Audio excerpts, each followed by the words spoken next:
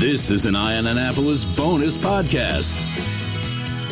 I've been invited to the second floor of 63 West Street, and this is the first time I've been up here. I am with Ann Alsina from Covington Alsina. How are you? I am excellent, but I am going to give you a little correction. We're at 67 West Street. 67. I think 63 is the new tattoo parlor going in, which is also a cool, interesting thing. Not a bad place to go, too. Yeah. 67 West Street. We're a little less painful here. Okay. Do you have a marketing deal with them next door? I keep thinking we should do that, right? Like get your financial plan, open an IRA, get a tattoo. That right? would work. Like I saved, right? That would work.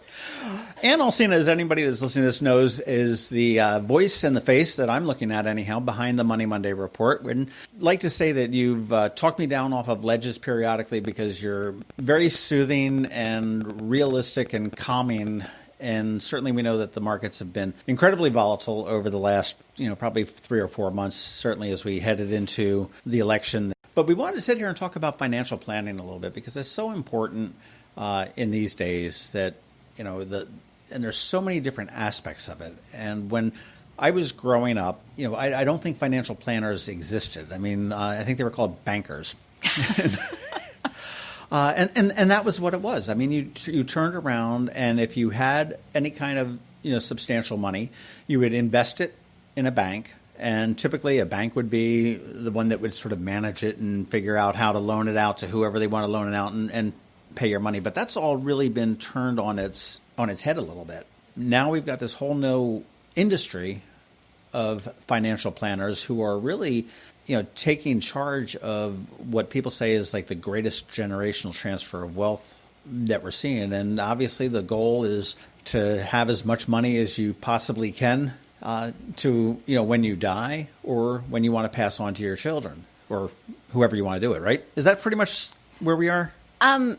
So a couple of things. We are definitely looking at a huge intergenerational transfer of wealth. It's probably going to be over $1 trillion as eventually the baby boomers pass on or even the silent generation passes on, and we transfer that wealth to the next generation. That's a lot of money in motion. But I will say that my goal has never been necessarily that we have a certain amount of money, right? That someone has, I need X amount of dollars. It's really, I want this lifestyle. And then the money is the tool to get you to that lifestyle. So it's not the money as a goal itself. It's what that money enables you to do. Fair. I always say money's a lubricant. Right? It makes life easy, right? Okay. And money is also a magnifying glass. If you're a really good person and you have a lot of money, you're probably going to do some really good things. And if you're a jerk with money, you're a much bigger jerk. We all know one or two of those, I think. Just a few. Well, that's a really good way of looking at it. And I think I was probably incorrect when I sat there and said I must have $1 million by the time I'm dying. But I mean, you certainly want to have enough money to last your lifetime. And then, depending on your level of jerkiness, whether you want to do something good with whatever is left over or take it all with you, if you will. Absolutely. Where does the whole financial planning start in the lifetime? I mean, I know that, older folks is a no-brainer, but does this start on, I had a savings account with a little punch card when I was in third grade. And I don't think they exist anymore, along with the Dewey Decimal System in the library. But, where does saving for retirement, and which I know my kids are all just out of college, is just so far away for them, and it's almost a foreign concept. But where should people start to think about savings and investing? So hopefully people are starting to think about savings when their kids are first born. Right. In Maryland, we're really fortunate that we have a great 529. That's a college savings plan. And they even offer a match for people under a certain income level. You put money in, the state's going to kick in money as well. Oh, wow. It's a really great tax-advantaged way to save. You get a Maryland state tax deduction. You can fund private school through that. There's some really cool things. So theoretically, we should start saving when we're first born. We get that Social Security number, and somebody should be saving on our behalf. After that, I think a great thing to do is we do a middle school workshop for kids to talk about how do you earn money, what can you do with your money, and we say there's 4 things you can spend, save, give, and invest. And we talk a little bit about the difference between saving and investing. And my feeling is that as soon as you're able to earn income, you can open a Roth IRA. Okay. Right? Especially if you're making a couple $100s a year as a kid doing babysitting or lawn mowing, dog walking. you could put that money into the Roth, because the Roth IRA has some really cool tax advantages. And just if you want to go out to Galway Bay, do some trivia, the Roth IRA comes from Senator Roth from Delaware. Okay. Right? That's where we get that right. name. I always say that's a great way to win a trivia contest, is to know why we call it a Roth IRA. And that's money that you've put in that you've already paid taxes on. But if I'm 14 and I've made $200, I'm not paying any taxes. Taxes on that. Yeah. So I can put in $200, right? That money's going to continue to grow, tax deferred, right? When I'm in retirement, I can take it out tax free, right? And then what's super cool about it is once I've had it 5 years, I can take out all my contributions with no taxes or penalties. So let's say I'm a 14-year-old and I've been putting some money up. Maybe when I get out of college, or maybe I need some money for grad school. You can also take money out for higher education with no taxes or penalties. You can take money out for a first-time home purchase. Oh, wow. Yeah, it's a really flexible savings vehicle that you can do a lot of really neat things with. And if you started at 14, at 19, you've hit that 5-year mark. So let's take a first-time home buyer at age 30 or so that may have worked from age 14 to maybe they didn't have a full-time job until they got out of college if they went to college. So they've got 7 years of contributions, perhaps significantly tax-free contributing to, and that's been able to grow for all that time. I mean, you've probably got yourself a fairly good chunk of change for a down payment on a house. Yeah, it's not bad. So the contributions can come out tax-free once you've had it 5 years. There are some limitations. I want to say, I'd have to look. It's $10,000 or $15,000, I think, that you can take out for a first-time home purchase of your gains. Okay. But even still, it's right? tax-free, and it's tax-free. It's a great savings vehicle. And again, what's really cool about it is that you're taking a kid and teaching them about investing and about that long road and getting them started, right? I always say, when I was working as a kid, if somebody told me when I was 14 that, hey, you should put aside 10% of everything you make. You're laughing. Well, but think about how much money you fritter away as a teenager, right? What did you spend your money on as a teenager? My story is that I used to tend bar when I got out of college, and I was making $200 to $400 cash per night. And had I been smart enough, and that proves that I wasn't, I would have saved it or done it and invested. I could have bought my first house for cash. But I didn't. I traveled with it. I ate out. I tipped very well. I drank it. I smoked it. I probably sniffed it. I don't, who knows. And you wasted the rest. Yeah. I mean, honestly, it was a great lifestyle. It was a great period of my life. But financially, I had nothing to show for it. And that is a huge regret in my life that I wasn't smart enough to think about that. Yeah, so it's something that, as Americans, we don't really do a good job of teaching financial literacy in this country. And people are afraid to talk about it. People are uncomfortable to talk about it. Maybe you don't know enough to talk to your kids about it. But if you can get somebody young into that habit of just setting aside 10%. It's not that much. No. It's not that much. I know my kids are starting to, in the workforce now, and as raises are coming, I'm like, you've survived on this salary. So let's take your raise, and you want to raise. I mean, you want to make sure that, so take half of it and try to put it someplace where you're going to ignore it. And now you've still got a raise. You can still go out. And, I've also told them too, I said, I know you're not making big, huge bucks, but when you need to celebrate something, go out and buy a good bottle of wine. Go get a good steak or something like that. You don't need to live like a pauper if you've got that. But to do that, to put it aside and forget about it, which is the easiest thing to do. It's not the easiest thing to do, but it's very easy to watch your money grow when you do forget about it. Right. I'm going to ask you to just stop giving such good advice because you're going to put me out of business, John. Yeah, right. When people can just listen to John. No. That's great why. advice. That's why I don't have to buy that insurance that you probably have to buy. That's why I don't have to go at the end of every podcast and go whatever it is that you say. Okay. All right. So that's. Yeah. That is exactly the same advice we often give people. When you get that raise, keep part of it for yourself. Reward yourself.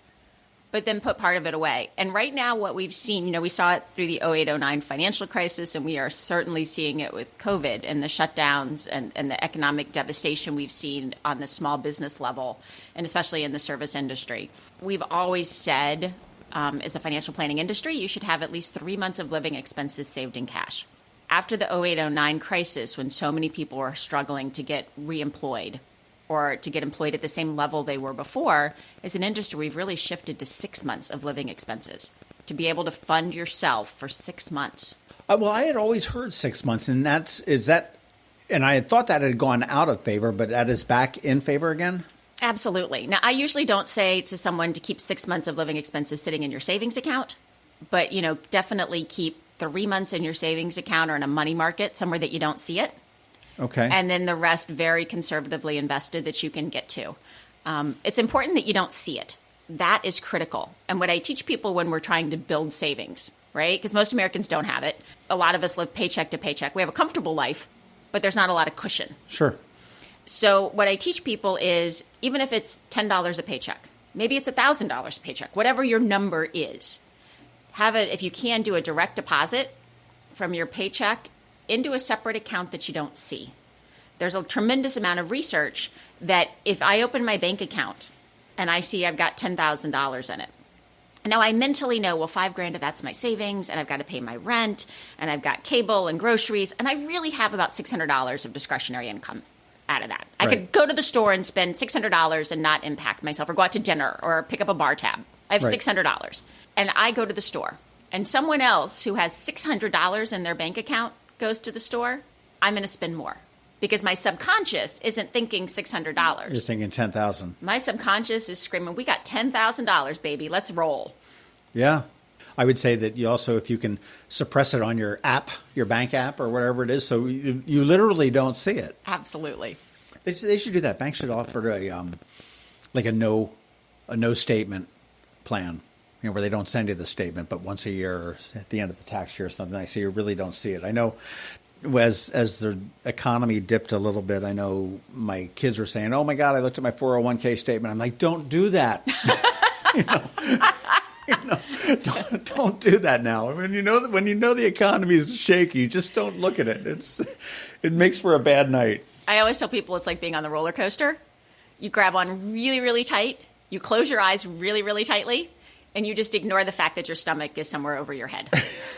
Fair enough. Well, how does investing, savings, and planning change as you go through life? Okay, we need to start in middle school when we're first able to work. But you look at different phases of life. I mean, I've gone through students. I've gone through as a young single adult, as a young married couple with kids, medium married couple with kids. I don't know if that's the right term. Single parent, and now I'm personally I'm an empty nester at this point, and I've got to imagine that the way I look at savings, and obviously retirement, if it ever comes for me, is a little bit sooner now than it was 20 years ago. What are the different ways that you need to look at investing through as somebody ages? So there's two different pieces to that, right? There's planning and saving, which is I want to have emergency savings. I want to make sure I'm bringing in less than I'm spending, or bringing in more than I'm spending. Sorry, spending less than I bring in, right? That I have my good insurance coverages, that I'm well protected, right? That's my base of my financial plan.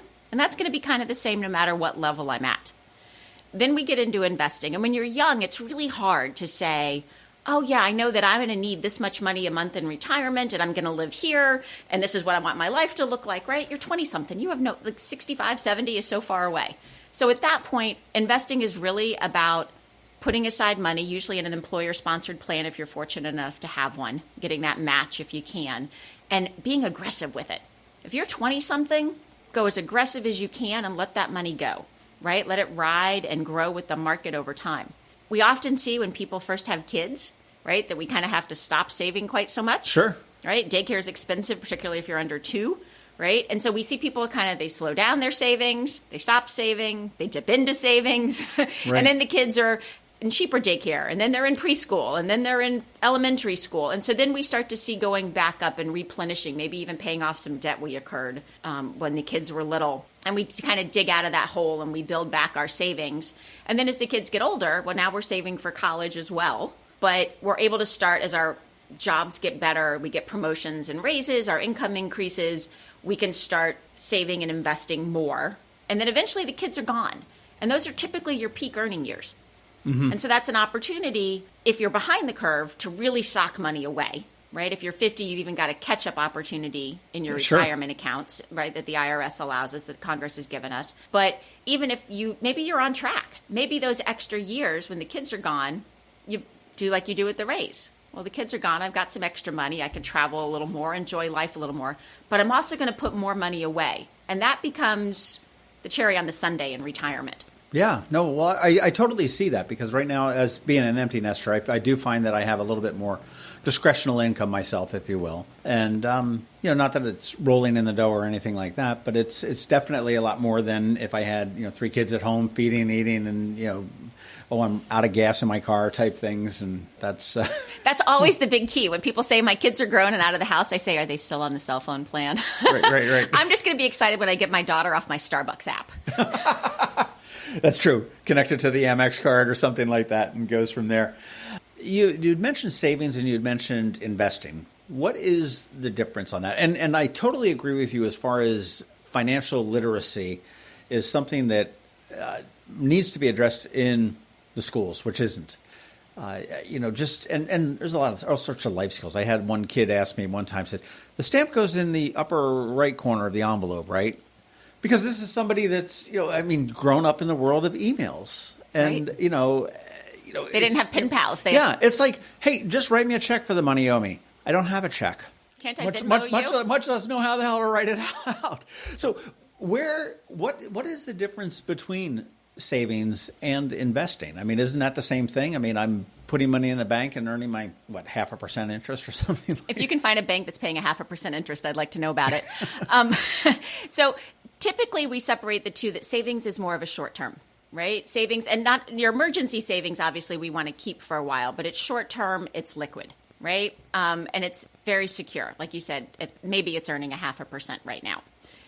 Investing by definition is a long-term proposition. Right? When someone says to me, Ann, I need to park some money, I sold this house, we're probably going to buy a new one in a year or two, put it in the money market. If you look at the history of the market, and typically when we talk about the market, and if you listen to our Monday talk, the market, usually we define that by saying the S&P 500, which is just an index of 500 big U.S. companies that Standard & Poor's say represent the U.S. economy. And if we look at the market as defined by that, typically 1 out of every 3 years is a negative year in the market. So if I'm going to invest for 2 or 3 years, odds are at least one of those is going to be negative, sure. Right? I'm going to lose money. But if you go further out, there are fewer 5-year periods, right? Meaning I put my money in and I hold it for 5 years where it's a negative. If I go out to 10 years, there's a handful in the history of the U.S. markets that we have a negative 10-year return. 0809 was certainly a negative 10-year return.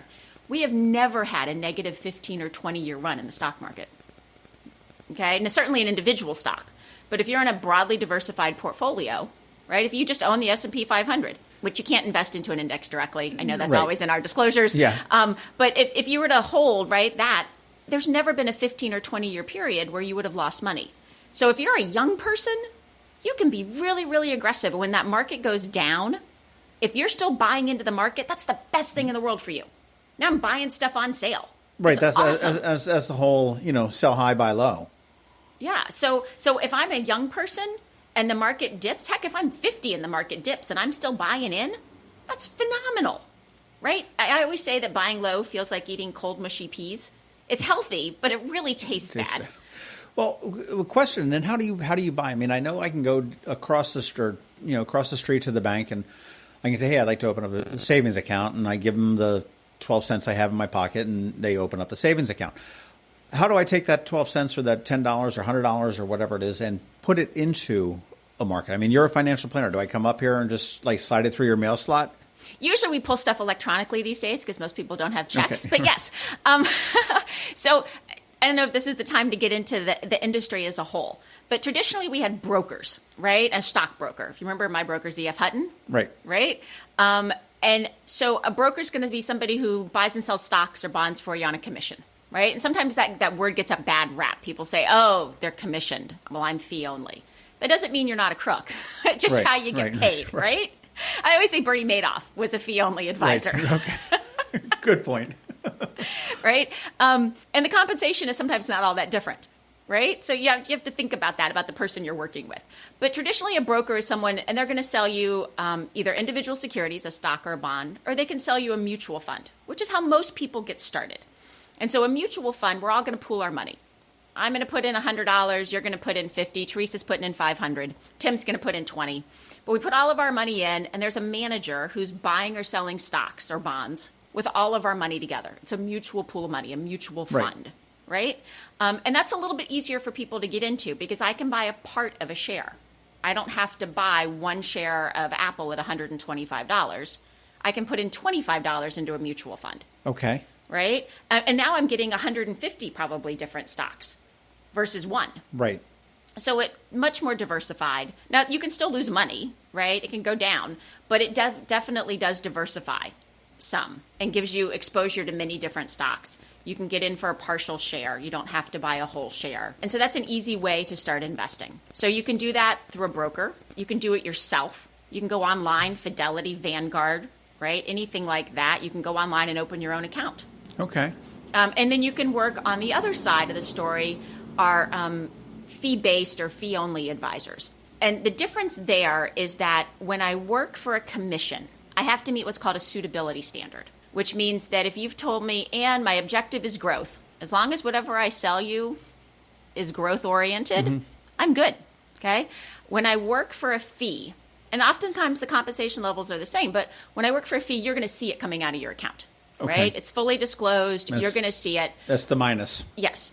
Actually, I think that's good because I think you should know what you're paying, right? When you're paying a commission, you don't see it and you have no idea what you're paying. I have people tell me all the time, "Oh, I'm not paying anything." I'm like, "Oh, yeah, you are." Yeah, you are. And thank you very much. Let me show you. But on a fee, you should see it. It's fully disclosed. It's transparent. And on the fee side, you're working as a fiduciary, which means I'm legally obligated to act in my client's best interest at all times. And the client has legal recourse against me for that. If you don't. If I don't. Right. So, and the fee side typically also, it's not reliant on me buying or selling something for you, right, to make money. Right. I'm going to get paid. And if your account goes up, I get paid more. If your account goes down, I get paid less. Right. Right? So it kind of puts you on the same side of the table as the client. But as far as investing, okay, when you say I go online, how do I work with a financial planner such as Covington Alsina? I mean, if I've got, all right, let's say I get a Christmas bonus and I've got $25,000. And I say, hey, I want to invest this. Do I come say, does that get transferred to you, or do you work with a specific brokerage, or how does? Yep. So generally speaking, you don't want to write a check out to an individual company or firm. Unless you want to write it out to me, it's John FRE. So the vast majority of us, whether you're working on the commission side as a brokerage or you're working with a financial advisor who's a fiduciary, a fee-based or fee-only advisor, we have custodians, right? And that custodian, it could be, I work a lot with SEI Private Trust out of Pennsylvania. There are others, Fidelity, right, is one. It's a good custodian that a lot of advisors use. People will use their broker-dealer, LPL Financial, Merrill Lynch, whoever can be a custodian, right? And they're going to be the people who hold the accounts.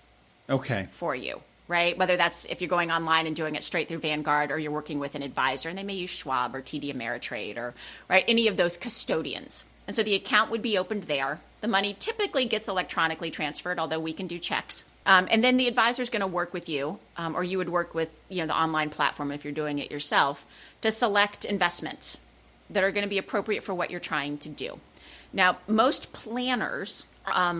It's very rare for me, unless you're 14 and getting started, right? Or, 18, a 22-year-old, right, that we're going to just, someone your age, if you came in and said, Ann, I've got $25,000, I'm going to want to know a whole lot more about you, right? Because, well, before I invest that money, do you have emergency savings? Sure. If you have minor children, do you have life insurance, right? Do you have debts that we should be paying off instead of investing, right? I need to know a whole lot more about you before we just invest the money. Okay, and this is the advisor part of this whole thing. So, but if I open up if I send it to one of the that word just escaped me, but if I put the money over there, then you're just sort of listed on that account as a partner, if you will, or a fiduciary. We're the advisor on the account. Okay, right? And there's two types there. You can be discretionary or non-discretionary. A large majority of us are what we call non-discretionary, meaning I'm not going to place a trade in your account without calling you first. Okay. Right? I'm going to call and say, hey, John, you know what? I was looking at this, and I think given your age, we're probably a little too aggressive at this point. Or you've just told me that, hey, you're thinking you really want to hang it up in another year. I think it's time to shift investments. Okay. So I'm going to call you, have that conversation, give you an explanation of what I want to do. You say, that sounds great, Ann, and then we move. Okay, and then you would work the transfer or whatever, the sales, and to bring it down into a different type of an allotment. Right. Whereas if someone is a fully discretionary advisor, then they're going to be buying and selling or doing whatever without any input from you. Okay. Necessarily. Not that you couldn't have input, but they don't need to call you to get permission to make a trade. Okay. Well, and you talked about the conversation that we would have to have if I, walked in with, a chunk of change to find out. And that's where the advisor part of this comes into. I mean, there's so much more to, financial planning than whatever the bank balance is at the end of whatever the period may be. And I know that you've talked about on the Monday Monday report, we've talked about insurances and obviously the 401ks at work and everything else. So this is all stuff that you need to really know about. I mean, you need to dig deep into everybody's. It gets very personal. It gets very. I mean, I imagine you'd probably know an awful lot. You probably know a lot more about most people than their family members do. I often say that I typically hear about marriages or proposals, divorces, births, pregnancies, job changes, all of that, oftentimes before many family members do. It's always kind of fun. I had one client that he was bringing his girlfriend in, and I already knew he'd already bought the ring, but she didn't. And so we came in and were doing some planning work for them jointly, and she had no idea he was getting ready to propose to her next week. Right. So it's kind of fun being involved at that level. But, it's a very personal relationship, and I think it's a little different than being a stockbroker, right, in the sense that it's not uncommon for me to be sitting in someone's hospital room with them. Well, a stockbroker is transactional based, I think. I mean, and that's I got to buy, I've got to sell. I've got to make money, I've got to lose money, whatever it may be. But this seems to be more of a relationship-based industry, if you will, than that. I mean, hey, I'm getting married. What do you think we should? That's something that a stockbroker really doesn't care about. Right, and it's everything, right? And again, like your stockbroker is not going to care what your health insurance is, but for us, health insurance can play a huge role in finances, right? I think I've talked on the podcast about high deductible health plans and health savings accounts and what a great tool that can be. And that's part of your overall plan, even if it's not something that the planner is directly managing. Whereas a stockbroker, for the most part, doesn't really care about that because they don't get paid on that, right? They're not going to take an hour with you to go through your health insurance options because it's not buying or selling, it's not generating that commission. So it is a very different relationship. Well, you need, and your education has to go far beyond the financial aspect of this as well. I mean, you're talking about, the stocks and bonds and investments and savings and the whole nine yards. You've got insurances. You've got, is there a disabled person in the family that we need to worry about? What can we do there? I know I spoke with somebody at one point who was telling me just how complex the whole Medicare system is for somebody that has some means, but maybe not a lot of means, and there's ways to finagle that, and it's really a dance. It is, and it's interesting. I often tell people that our licenses, so you talk about the Series 7 as your stockbroker, your Series 65 is that investment advisor license.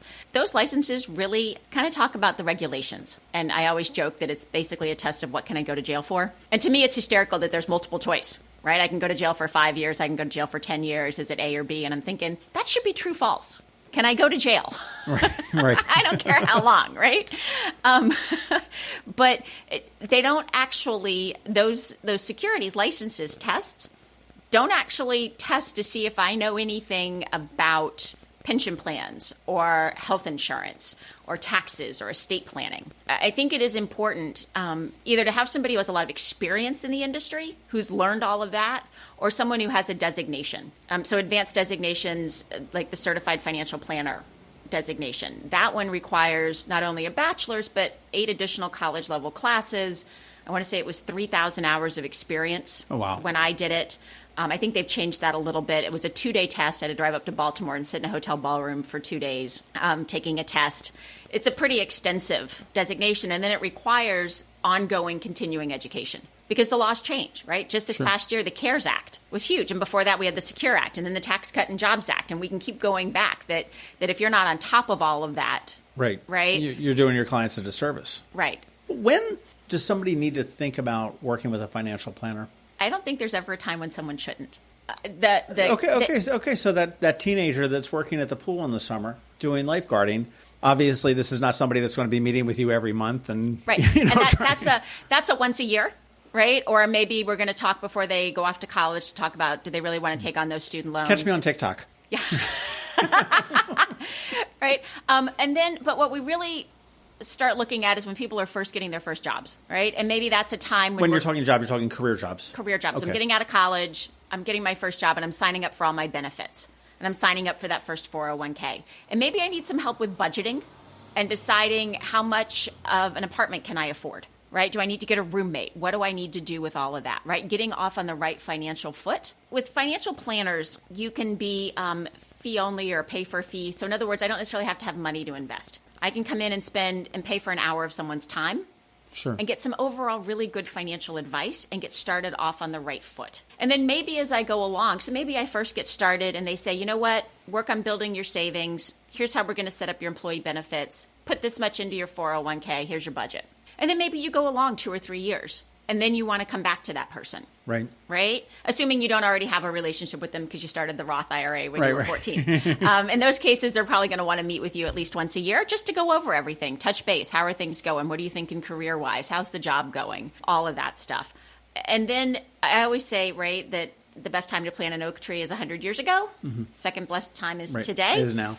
So it's never a bad time to talk with an advisor or a financial planner. And maybe, again, it's not, I'm going to commit to an ongoing lifelong relationship. Maybe we're just going to get a plan, an overview, pay for an hour at a time, and then come back. I will say some planners, a lot of brokers, stockbrokers have minimums. Meaning if you don't have $100,000, $250,000, $1 million, they're not going to take you on as a client. Okay.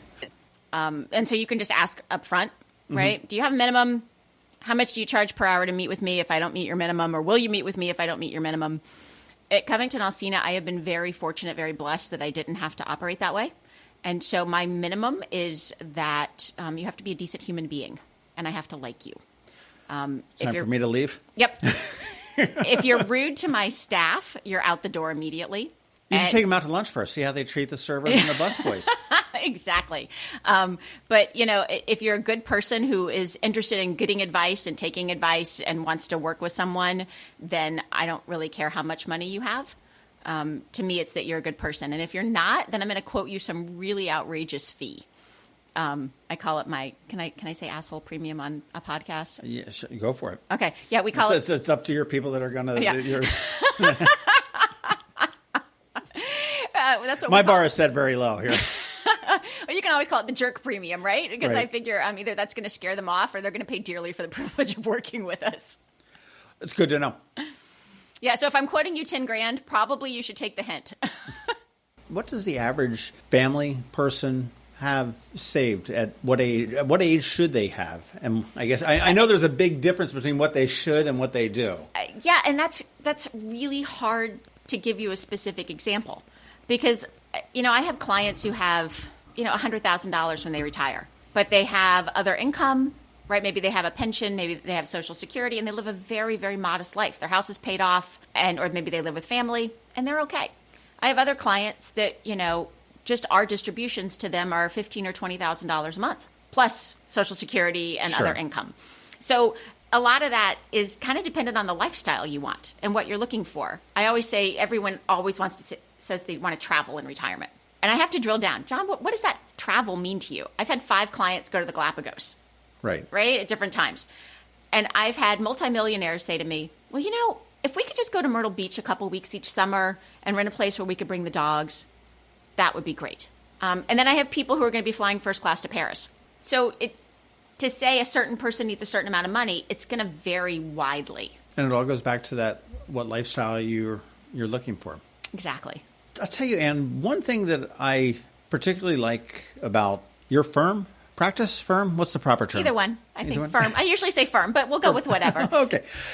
And you don't do a good enough job of promoting it on your Monday morning, but is the different classes that you offer. And as a firm, you seem to be very sort of centered around investments and financial planning for females, do you allow like men in your firm? Well, you're here today, John.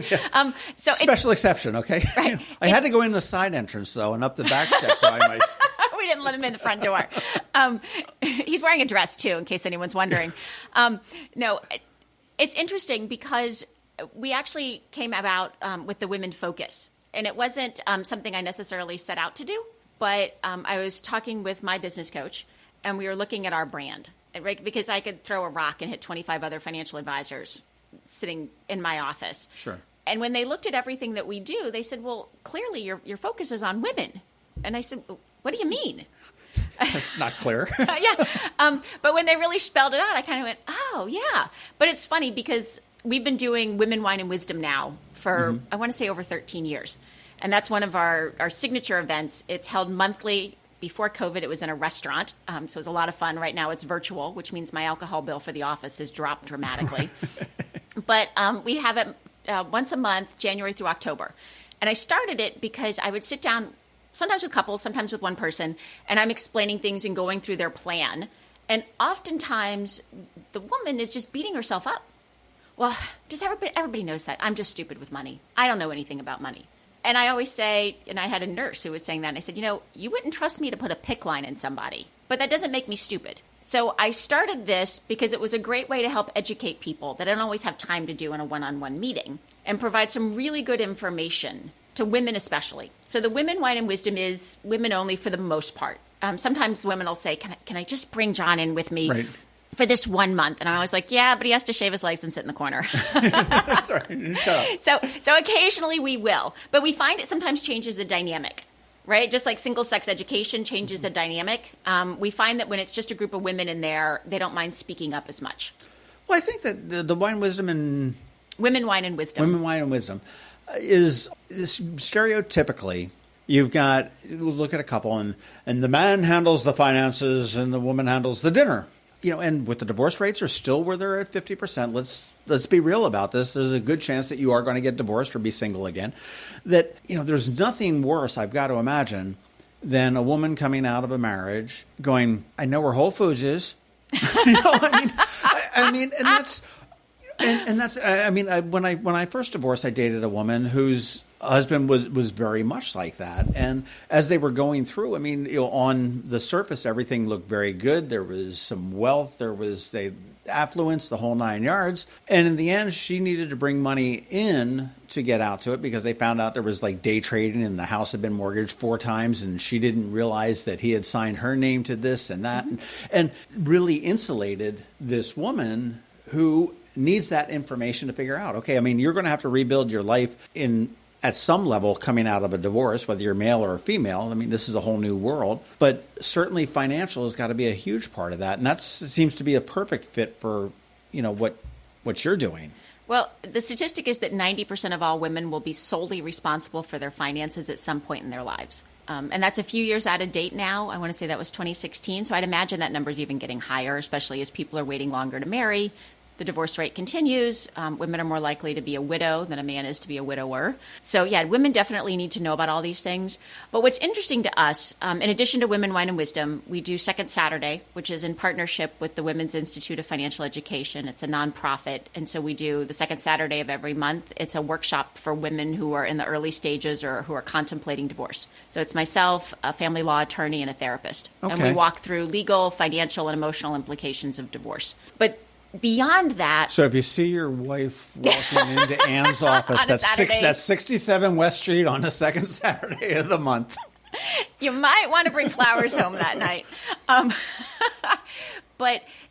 So part of that is definitely that women need that education.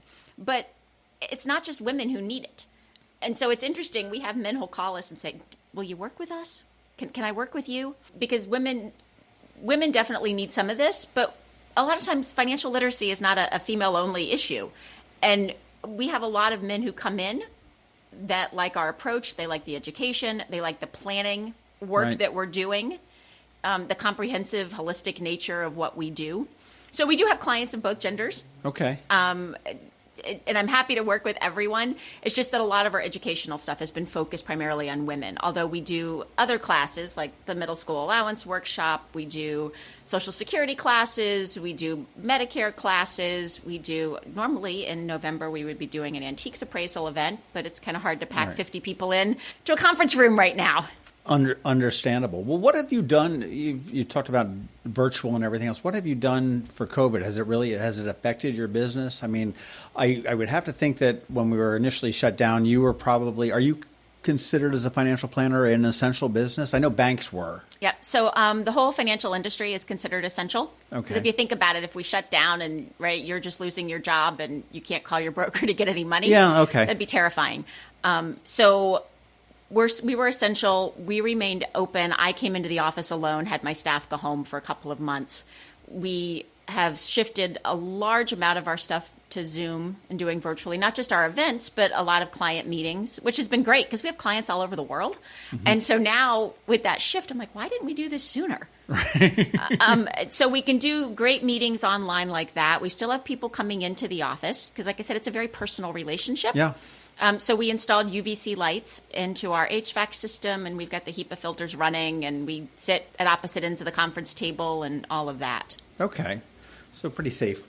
Yeah, pretty safe. But so in March, we took the opportunity to reach out and call all of our clients, touch base with them, rerun their plan, update things if they wanted it, but just be there for them, explain that, it's really scary, but it's going to be okay.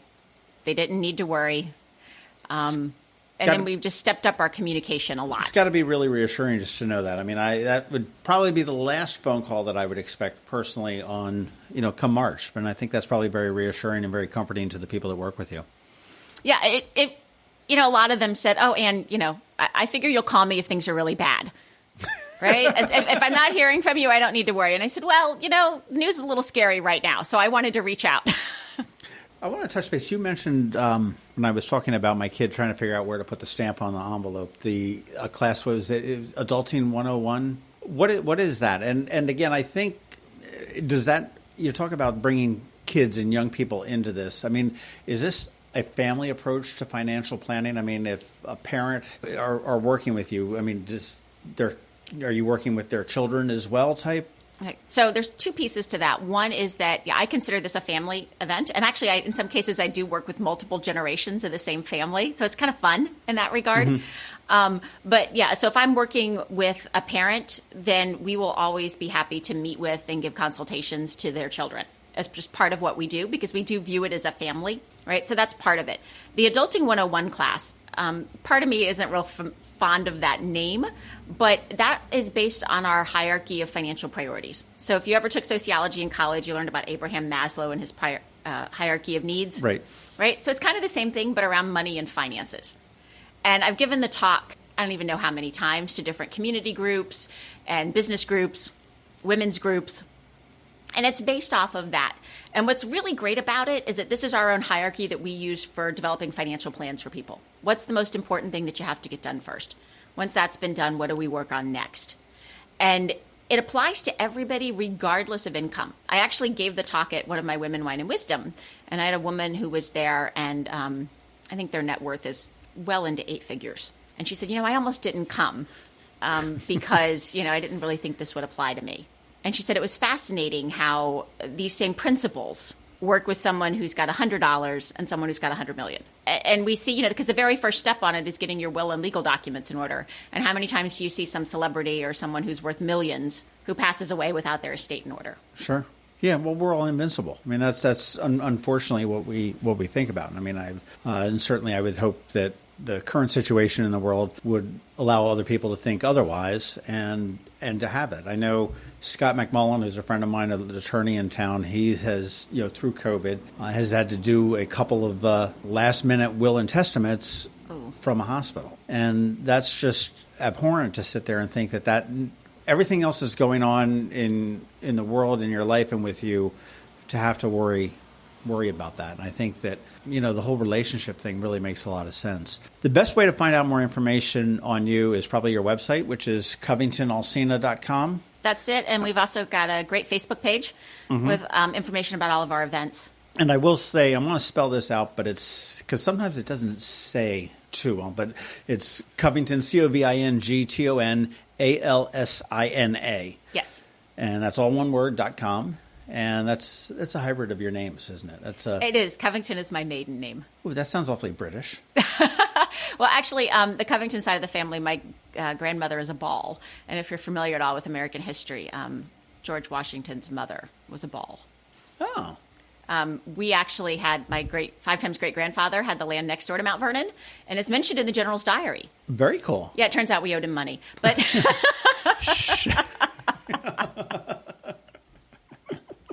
which we paid off when he passed away, right? His estate settled the debt. I still don't owe George Washington any money, but, Hey, before we leave, you had mentioned before about the Women, Wine, and Wisdom, doing it for 13 years. Now, how long have you been around? I moved to Annapolis. My husband at the time was active duty Navy. He came back to work as a company officer at the academy. So we moved to Annapolis in 2004. And another local firm had hired me, and I had affiliated with them. And I left them in 2012 and started Covington Alsina then. Literally put my filing cabinet on wheels and went down Duke of Gloucester into my first office. But I started Women, Wine, and Wisdom as my own signature event when I was still with that other firm. Very cool. Okay, so you're almost coming up on 10 years in a little bit. Getting close. And then... That's exciting. Congratulations. Yeah, thank you. But so what's next for you guys? Or is there a next? We are... You're just expanding, or yes, you just here? We are. Actually, I just sent in the paperwork this morning. We're working with a recruiter. We really want to find some really talented advisors who want to come on board and help us take really good care of our clients, right? I am so fortunate. I work with some of the coolest, most amazing people. Like, I just absolutely love my clients. I always say I don't do anything really interesting myself, but I live vicariously through them. And so it's the best way to do it. Yeah, we want to find some really good people who want to take really good care. And long term, we'd like to open a couple more offices a little further south. But for right now, we just want to focus on building the Annapolis. What are you getting, that snowbird itch? I have clients already in South Carolina and Florida, and so it would not be bad. It wouldn't stink. It wouldn't stink. Oh, and thank you very much. And I think this has just been really fascinating for me, and I think for anybody that's been listening, if you are interested in acquiring they wouldn't acquire you, but they would in working with a financial planner, which everybody should, and that, if you're just getting your first job, I mean, it might be worth a phone call and an inquiry through the website. Again, CovingtonAlsina.com. Do you need to be a client to attend any of your classes? The Adulting 101 or the Women, Wine, and Wisdom? Yes, I got it right the first time. No. So when we do our events in person, there's a charge, but if you're not a client, there's a charge, although we always say you can type in the word first and attend any one of them at no charge first time. But since we've gone virtual on everything, then we've waived our fees. Okay. Because we just want to get the information out to people in this really crappy time. Well, I think that's an admirable thing, and I think it's, very nice of you and generous of you to be able to do that. Partake your wisdom that you've accumulated after all of these years. Again, but if you're interested in investing, if you're interested in figuring out your financial life, which really does encompass a whole lot more than just whatever's on the bottom line of that piece of paper that your boss signs every week, which they don't sign them every week anymore now. But that it's a lot more than just the paycheck that you get at the end of the week. It's insurance. It's, where you are in your life. It's the lifestyle that you want. It's the needs that you and your family may have. And we all have a different situation, and everything is very custom. So I think well needed, well deserved. And I can't thank you enough for your insight, your calming insight on Monday mornings. And I look forward to hearing from it next Monday as well, and the Monday after that. But Ann, thank you very much. Thanks, John, for having me. I appreciate it. Oh, real quick. Do that disclaimer for me, please, real quick. Can you do it? Put you on the spot. Oh. Come on. And if this job doesn't work out, you got a great job as a car salesman, okay? So let's... Oh, see, I normally read it off.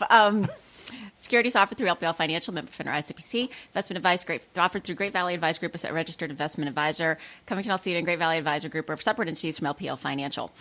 Yes!